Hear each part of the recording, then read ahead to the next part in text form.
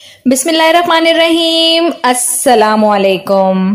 انسانی فطرت اور توکل الہی۔ انسان فطرت میں بہت جلد باز واقع ہوا ہے۔ اسے اپنے جذبات اور احساسات پر کنٹرول رکھنا نہیں آتا۔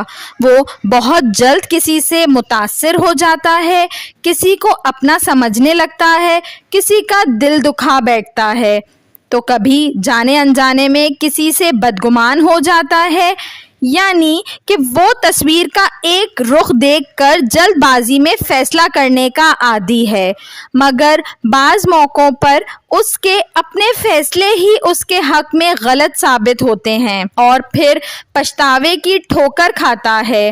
اور پچھتاوے تقدیر میں لکھے نہیں ہوتے، بلکہ پچھتاوے انسان خود خریدتا ہے۔ ہماری کمزوری پتہ ہے کیا ہے؟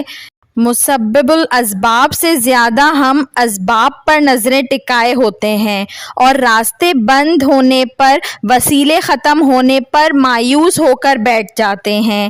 بھلا حضرت ابراہیم علیہ السلام نے اسباب پر بھروسہ کیا ہوتا تو بے آب و گیا وادی میں اپنی بیوی اور بیٹے کو چھوڑ کر جاتے؟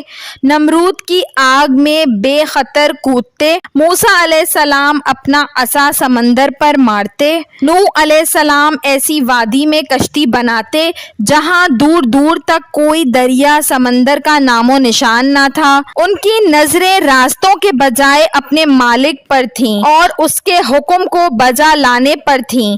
تم بھی مستقبل کی فکر چھوڑو اور وہی کرو جو تمہیں حکم دیا گیا ہے۔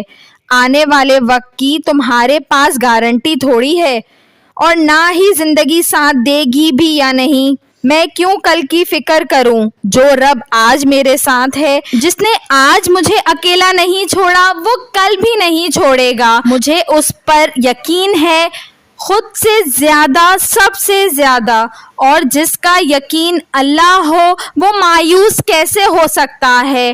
بس آج کی فکر کرو اور اپنا ہر دن بہترین بنا لو۔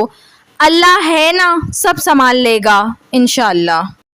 ویڈیو پسند آئی ہو تو اس کو ضرور لائک کریں، اور ایسی مزید اچھی ویڈیوز دیکھنے کے لیے میرے چینل اردو کہانی گھر کو سبسکرائب کر لیجئے۔